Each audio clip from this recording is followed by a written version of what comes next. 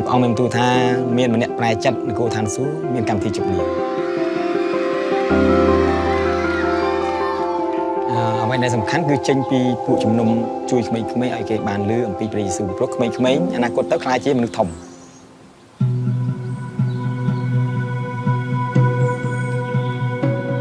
គឺប្រជាពលរដ្ឋនៅកម្ពុជា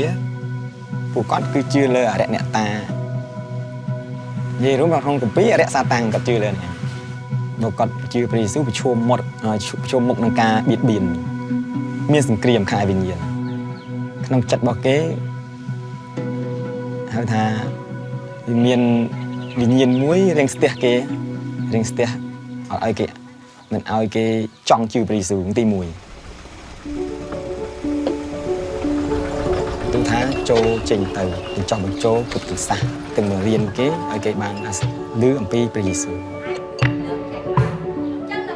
ពីព្រោះតេតងការចែកដោដំបូង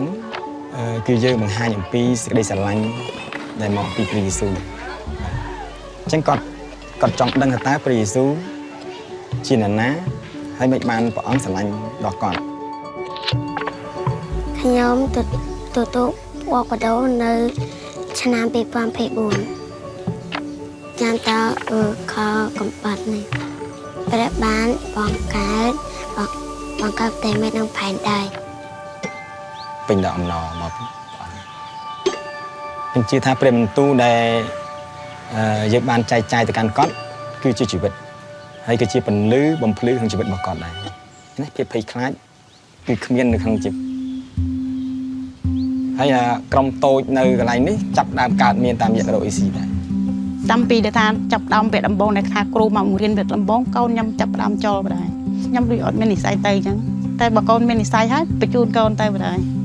វាថាគាត់តាំងចិត្តថាគាត់ចូលព្រះយេស៊ូវចាពេលគាត់មកវិញមានអារម្មណ៍ថាគាត់សប្បាយចិត្តតែអ្វីមួយក្នុងខ្លួនអញ្ចឹងដឹងថាមិនតែខ្លួនឯងមិនមាននេះតែកូនអញ្ចឹងត្រេកអរក្នុងចិត្តក្នុងខ្លួនអញ្ចឹងបណ្ដោយពាក់យើងឃើញវាអររំភើបហើយមានអានឹងដែរមានហាងសង្គ្រាមហាងវិញ្ញាណព្រះអង្គចង់មានទំនាក់ទំនងមួយយើងតាមរយៈដែលយើងចាប់ក្មេងៗអំពីដំណឹងល្អយើងផ្លាស់ប្រែកូនគាត់ពីអត្តចរិតដែលមិនត្រឹមត្រូវមកត្រឹមត្រូវហើយពុកម្ដាយនឹងឃើញការអស្ចារ្យគាត់បំណង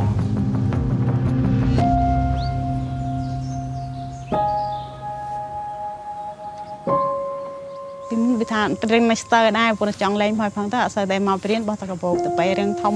ចង់ឲ្យកូនរៀនខ្ញុំអត់ចេះសោដល់មកគាត់រៀនគូគាត់តែចាអត់មកខ្វាំ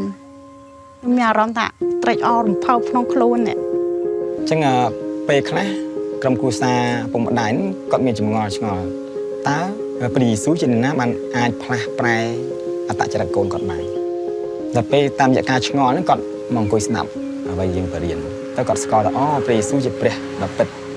ដែលអាចប្រែកូនគាត់បានខ្ញុំជឿអធិដ្ឋានអានអធិដ្ឋានមកស្ដាប់ធ្លាប់តាខ្ញុំប្រាប់ទៅជឿកូនគាត់ធ្វើឲ្យម្ដាយ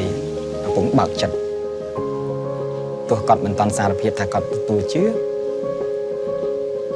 ប៉ុន្តែយើងនៅតែមានសេចក្តីជំនឿសង្ឃឹមថាគាត់នឹងទទួលបានការសង្គ្រោះមកពីព្រះអង្គថ្លៃទៅព្រះអង្គអត់មានបាក់ទឹកចិត្តអីទេ